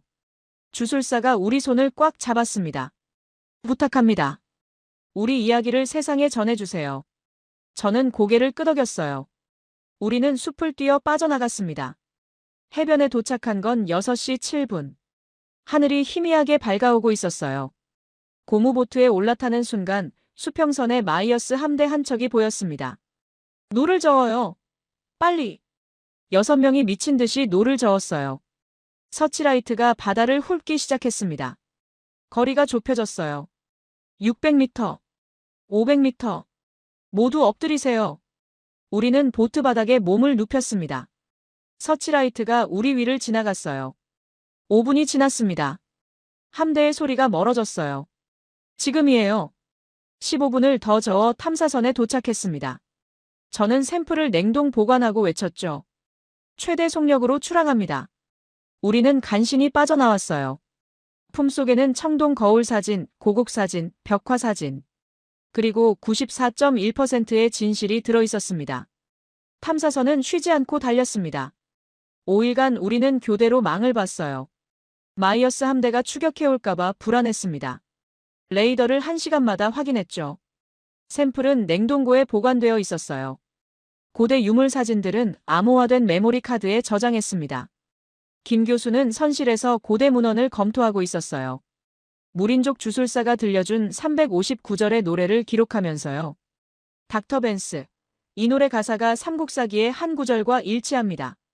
그가 흥분한 목소리로 말했어요. 증거가 계속 쌓이고 있어요. 사흘째 되는 날 수평선에 대형 선박 한 척이 나타났습니다. 제 심장이 철렁 내려앉았어요. 김 교수도 긴장한 얼굴로 망원경을 들었죠. 하지만 다행히 화물선이었어요. 우리를 지나쳐갔습니다. 나흘째 밤, 저와 김 교수는 갑판에 나란히 서 있었어요. 별들이 쏟아질 듯 밝았습니다. 닥터 벤스, 두렵지 않으십니까? 김 교수가 조용히 물었어요. 두렵습니다. 제 15년 경력이 끝날 수도 있으니까요. 저는 솔직하게 대답했습니다. 하지만 94.1%의 진실이 그보다 중요합니다. 김 교수가 고개를 끄덕였어요. 5일째 아침 마침내 시드니 항구가 보였습니다. 저는 샘플을 가방에 넣고 김 교수와 함께 항구로 내렸어요. 택시를 타고 시드니 대학교 유전학 연구소로 향했습니다. 40분이 걸렸어요. 연구소 입구에서 엘레나 첸 박사가 우리를 기다리고 있었습니다. 그녀는 아시아 유전학 분야의 최고 권위자였어요. 벤스 박사, 김 교수님 힘드셨겠어요. 엘레나 박사가 우리를 맞이했습니다. 저는 냉동 케이스를 건넸어요. 최대한 빨리 분석해주세요. 특히 한반도 집단과의 비교 분석이 필요합니다. 엘레나 박사는 샘플을 확인하며 고개를 끄덕였어요. 72시간이면 1차 결과가 나올 겁니다. 72시간을 기다렸습니다. 저와 김 교수는 연구소 근처 작은 호텔에 머물렀어요. 같은 층, 옆방이었습니다. 저는 한숨도 자지 못했어요. 커피만 12잔을 마셨죠. 김 교수도 밤새 불을 켜두고 있었습니다. 복도에서 그의 방문 틈으로 빛이 새어나왔어요. 둘째 날 아침, 김 교수가 제 방문을 두드렸습니다. 닥터 벤스, 아침 식사라도 하시죠. 우리는 호텔 1층 식당에 앉았어요. 하지만 음식은 목으로 넘어가지 않았습니다. 마이어스 쪽에서 아무 움직임이 없습니다.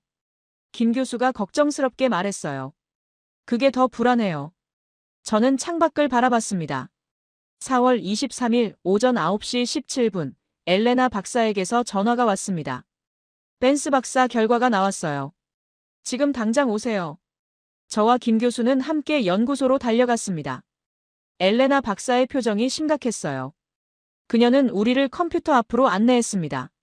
화면에는 복잡한 유전자 분석표가 떠 있었죠. 두 분, 이건 믿기 어려운 결과예요. 그녀가 화면을 확대했습니다. 무린족 샘플 15개 중 14개가 D1A G4998 유전자형을 가지고 있어요. 이건 한반도에서 주로 발견되는 특유의 유전자형입니다. 김 교수가 제 팔을 잡았어요. 그의 손이 떨리고 있었습니다. 일치율이 어떻게 되죠? 제가 물었습니다. 엘레나 박사가 숨을 깊이 들이쉬었어요. 94.1%입니다. 김 교수가 의자에 주저앉았습니다. 저도 다리에 힘이 풀렸어요. 엘레나 박사가 계속 설명했습니다. 이 수치는 러시아 시베리아 부족과의 유사성보다 30배 높습니다. 제 경력은 끝날지 몰라도 이 94.1%의 진실은 막을 수 없습니다.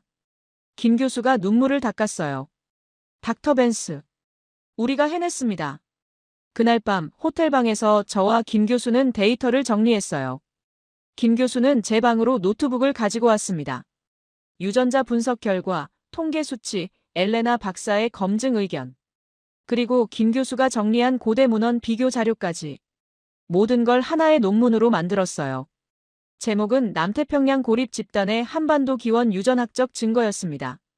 자정이 넘었어요. 저는 국제인류학 온라인 저널 사이트를 열었습니다. 익명투고 시스템이었죠. 논문을 업로드했어요. 제출 버튼 앞에서 제 손가락이 멈췄습니다. 김 교수가 제 어깨에 손을 얹었어요. 닥터 벤스, 함께 누릅시다. 우리는 함께 버튼을 눌렀어요. 논문이 제출되었습니다. 화면에 메시지가 떴습니다. 김 교수가 조용히 말했어요. 이제 전쟁이 시작될 겁니다. 저는 고개를 끄덕였습니다. 다음 날 오전, 논문은 온라인 저널에 게재되었어요. 6시간 만에 조회수 30만을 넘었습니다. 학계가 들끓기 시작했죠. 찬성과 반대 의견이 폭발적으로 쏟아졌어요. 오후 3시, 제 이메일함에 낯선 발신자의 메일이 도착했습니다. 토비아스 마이어스였어요. 제목은 없었습니다. 본문에는 단 한 줄만 적혀 있었죠. 벤스 박사, 당신은 큰 실수를 했습니다. 당신의 94.1%는 내일이면 의미를 잃을 것입니다. 제 등골이 오싹해졌습니다. 저는 즉시 탐사팀에 연락을 시도했어요. 하지만 아무도 전화를 받지 않았습니다. 5명 모두 연락이 끊겼어요. 김 교수가 제 얼굴을 보더니 말했습니다. 무슨 일입니까? 저는 마이어스의 메일을 보여줬어요. 김 교수의 얼굴이 창백해졌습니다. 밤 10시, 김 교수가 노트북을 들고 제 방으로 뛰어왔습니다. 닥터 벤스, 큰일입니다. 위성사진을 확인했는데 무린 섬 인근 해역에 마이어스의 함대가 집결하고 있어요. 제 손에서 커피잔이 떨어질 뻔했습니다. 전쟁이 시작되었습니다. 다음 날 아침, 재앙이 시작되었습니다. 오전 8시, UN 해양과학위원회의 긴급 성명이 발표되었어요.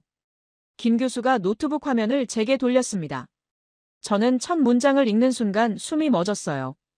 벤스 박사의 논문은 과학적 근거가 불충분하며 특정 민족의 우월성을 주장하는 날조된 국수주의로 판단됨. 제 15년 경력이 한순간에 무너지는 소리가 들렸습니다. 김 교수가 떨리는 목소리로 말했어요. 닥터 벤스, UN 위원회 의장이 누군지 아십니까? 토비아스 마이어스의 대학 동기입니다. 매수당한 거였어요. 오전 10시, 국제인류학 학술지 편집장에게서 전화가 왔습니다. 벤스 박사, 죄송합니다. 논문을 철회해야 할 것 같습니다. 안 됩니다. 데이터는 진실이에요. 제가 외쳤습니다. 저도 믿고 싶습니다. 하지만 UN의 공식 입장이 나왔어요. 압력이 너무 심합니다. 전화가 끊어졌어요. 오후 2시, 엘레나 첸 박사에게서 문자가 왔습니다. 벤스 박사, 연구소에 압력이 들어왔어요. 당신과의 협력을 중단하라는 지시를 받았습니다. 죄송해요. 저는 창밖을 바라봤습니다. 시드니의 하늘이 회색빛이었어요. 김 교수가 제 옆에 앉았습니다. 닥터 벤스, 포기하면 안 됩니다. 포기하지 않아요. 하지만 저는 말을 잇지 못했어요. 오후 5시, 더 끔찍한 소식이 들려왔습니다. 무린 섬에 남아있던 탐사팀으로부터 마지막 교신이 왔어요. 음향 전문가 한 명이었습니다. 닥터 벤스, 마이어스의 사람들이 기지로 들이닥쳤습니다. 그들이 모든 걸 가져가고 있어요. 뭐라고요? 제가 소리쳤습니다. 백업 데이터, DNA 샘플 냉동고 모든 장비를. 닥터 벤스, 그들이 총을 들고. 통신이 끊어졌어요. 저는 전화기를 놓쳤습니다. 바닥에 떨어진 전화기가 산산조각 났어요. 김 교수가 제 팔을 잡았습니다. 닥터 벤스. 저는 무릎이 꺾였어요. 15년간 배운 과학적 방법론, 증거 수집, 데이터 보존. 모든 게 무너지고 있었습니다. 밤 9시, 호텔 방문이 거칠게 두드려졌어요. 저는 문을 열었습니다. 양복 입은 남자 3명이 서 있었어요. 그 뒤로 토비아스 마이어스가 나타났습니다. 그는 차갑게 미소 지었어요. 벤스 박사, 오랜만입니다. 여기서 뭐 하는 겁니까? 제 목소리가 떨렸습니다. 마이어스가 방 안으로 들어왔어요. 그의 부하들이 제 노트북과 하드드라이브를 챙기기 시작했습니다. 무슨 짓입니까? 김 교수가 막아섰지만 부하 하나가 그를 밀쳤어요. 김 교수는 벽에 부딪혔습니다. 마이어스가 제 앞에 섰어요. 닥터 벤스, 당신의 잃어버린 형제는 이제 해저의 쓰레기가 될 겁니다. 그의 목소리는 얼음장처럼 차가웠어요. 24시간 후 폭파가 시작됩니다. 무린 섬 인근 해저 200m 지점에 들일 을박을 겁니다. 당신이 그토록 아끼는 옥파선, 산산조각 날 거예요. 저는 주먹을 쥐었습니다. 당신은 인류의 유산을 파괴하고 있어요. 유산? 마이어스가 비웃었어요. 벤스 박사, 나는 200억 달러를 보고 있습니다. 당신은 1800년 전 썩은 나무를 보고 있고요. 누가 이길까요? 그는 제 어깨를 툭 쳤어요. 영원히 침묵하세요. 마이어스와 그의 부하들이 나갔습니다. 방문이 쾅 닫혔어요. 저는 그 자리에 무릎을 꿇었습니다. 김 교수가 저를 일으키려 했지만 저는 일어설 힘이 없었어요. 모든 데이터, 모든 샘플, 모든 증거, 사라졌습니다. 창밖으로 시드니의 불빛이 반짝이고 있었어요. 하지만 제 세상은 어두웠습니다. 김 교수가 제 옆에 앉았습니다. 닥터 벤스, 아직 끝나지 않았어요. 저는 고개를 저었어요. 끝났습니다, 김 교수님. 우리는 졌어요. 24시간. 무린족의 1700년이 24시간 안에 사라질 예정이었습니다. 절망의 밤이 지나갔습니다. 새벽 5시, 저는 창가에 앉아 있었어요. 잠을 한숨도 자지 못했습니다. 김 교수도 옆방에서 나오지 않았죠. 해가 떠올랐습니다. 무린 섬에는 18시간이 남았어요. 노크 소리가 들렸습니다. 김 교수였어요. 그의 얼굴은 밤새 늙어 보였습니다.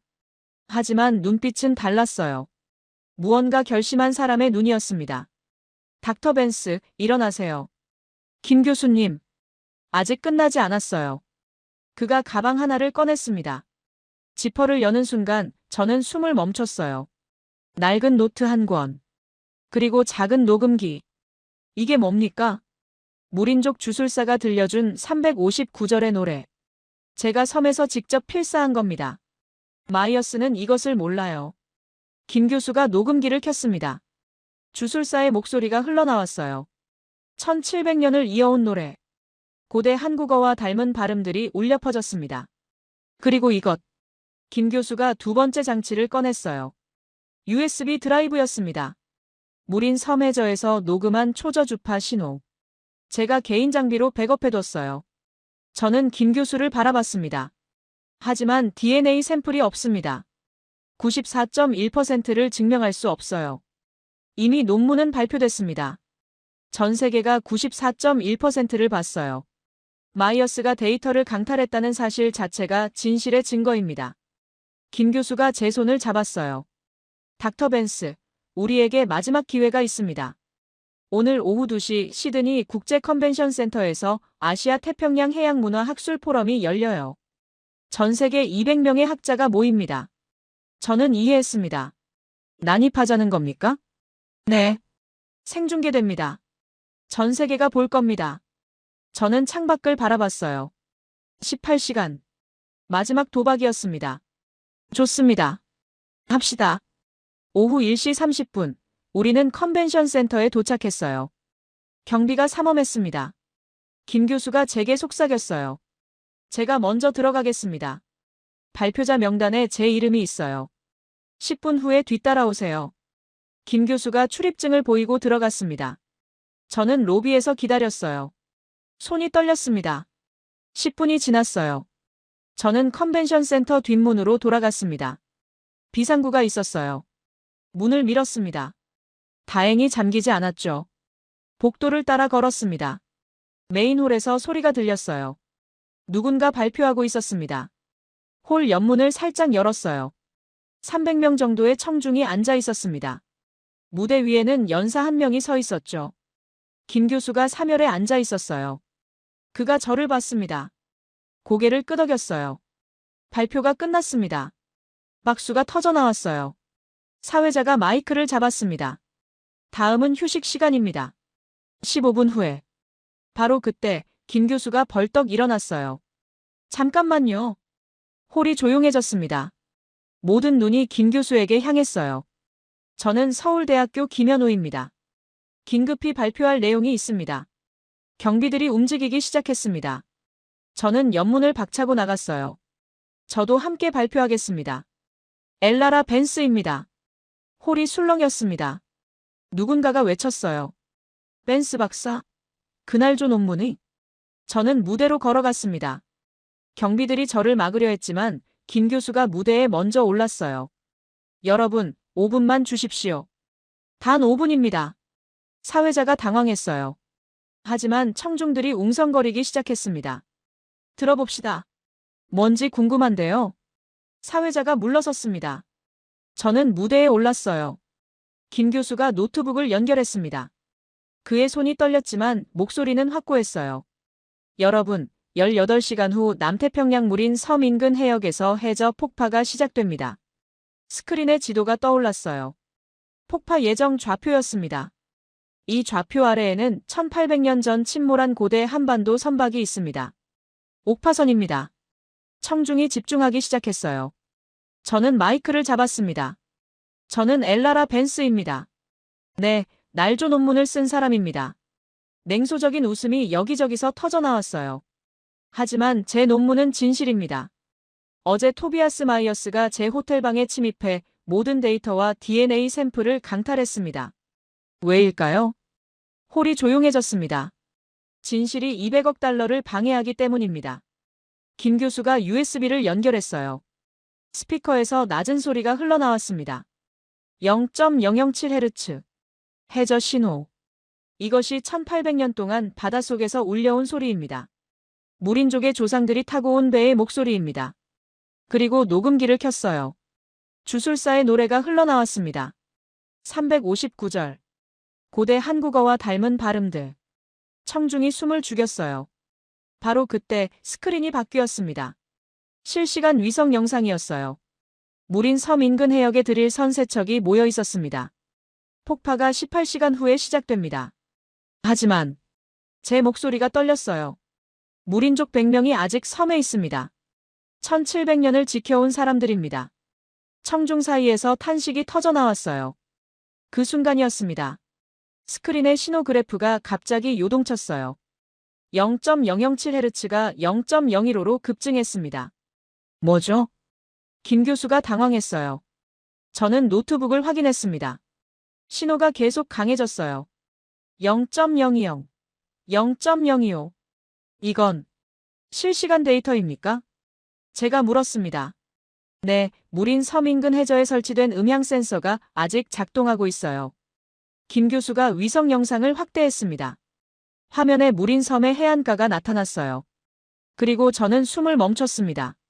사람들이 모여 있었어요. 100명 전부였습니다. 남녀노소 모두가 해변에 원을 그리며 서 있었죠. 주술사가 중앙에 서 있었어요. 저들이 노래하고 있습니다. 김 교수가 떨리는 목소리로 말했어요. 저는 확대 버튼을 눌렀습니다. 무린족 사람들의 입이 움직이고 있었어요. 주술사가 팔을 들어 올렸습니다. 리듬을 맞추고 있었죠. 359절의 노래였습니다. 닥터 벤스, 저들이 폭파를 감지한 겁니다. 김 교수가 외쳤어요. 드릴 선이 해저를 건드리기 시작했어요. 진동이 섬까지 전달됐을 겁니다. 해저 신호가 폭발적으로 증폭되기 시작했습니다. 그래프가 수직으로 치솟았어요. 0.035, 0.042. 저는 깨달았습니다. 옥파선의 공명실이 반응하고 있어요. 청중이 웅성거리기 시작했어요. 김 교수가 설명했습니다. 옥파 공법은 특정 주파수에 공명하도록 설계됐습니다. 무린족의 359절 노래가 바로 그 주파수예요. 1800년 전 그들의 조상들이 배를 만들 때부터 계획된 겁니다. 신호가 0.050을 넘어섰습니다. 스크린이 다시 바뀌었어요. 드릴 선 세척이 보였습니다. 선체가 미세하게 흔들리기 시작했어요. 초저주파 공명이 드릴 장비에 간섭하고 있습니다. 청중 중 한 해양공학자가 외쳤어요. 신호가 0.068로 치솟았습니다. 드릴 선의 흔들림이 심해졌어요. 가판 위 장비에서 불꽃이 튀기 시작했습니다. 전자장비가 오작동하고 있어요. 누군가가 소리쳤어요. 저는 화면을 뚫어지게 바라봤습니다. 무린족은 멈추지 않았어요. 더 크게, 더 강하게 노래했습니다. 주술사의 팔이 하늘을 향했어요. 0.075, 0.082. 드릴선 한 척에서 검은 연기가 피어올랐습니다. 드릴이 멈췄어요. 두 번째 선박도 작동을 멈췄습니다. 홀 전체가 그 소리를 들었어요. 스피커에서 울려 퍼지는 1800년의 울림. 낮고 깊은 진동이 컨벤션홀의 벽을 타고 흘렀습니다. 누군가가 일어섰어요. 1명, 2명, 10명. 청중 전체가 자리에서 일어났습니다. 박수가 터져나왔어요. 처음엔 드문드문이었습니다. 하지만 점점 커졌어요. 300명의 손뼉 소리가 하나가 되었습니다. 저는 눈물을 닦았습니다. 김 교수도 울고 있었어요. 화면 속 무린족은 여전히 노래하고 있었습니다. 주술사가 바다를 향해 무릎을 꿇었어요. 100명이 함께 절을 올렸습니다. 1700년 전 떠나온 조상들에게, 그리고 방금 구해낸 1800년 된 배에게. 신호가 천천히 안정되기 시작했어요. 0.065, 0.048, 그리고 다시 0.007Hz로 돌아왔습니다. 드릴선 세 척 모두 작동을 멈췄습니다. 폭파는 중단되었어요. 박수는 5분간 멈추지 않았습니다. 저는 무대 끝에 주저앉았습니다. 15년간 쌓아온 제 커리어는 무너졌어요. 하지만 무린족의 1700년은 지켜냈습니다. 김 교수가 제 어깨에 손을 얹었어요. 닥터 벤스, 우리가 해냈습니다. 저는 고개를 끄덕였습니다. 무린족이 스스로를 지켜냈어요. 1700년의 의지로, 그리고 1800년 된 배의 목소리로. 홀 뒤편에서 누군가 소리쳤습니다. 벤스 박사, 날조가 아니었어요. 진실이었습니다. 또 다른 목소리가 이어졌어요. 마이어스를 조사해야 합니다. 저는 일어섰습니다. 청중을 바라봤어요. 300명의 학자들이 저를 응원하고 있었습니다. 전쟁은 끝나지 않았어요. 하지만 승리는 우리 것이었습니다. 6개월이 흘렀습니다. 시드니 학술 포럼 이후 세상은 빠르게 변했어요.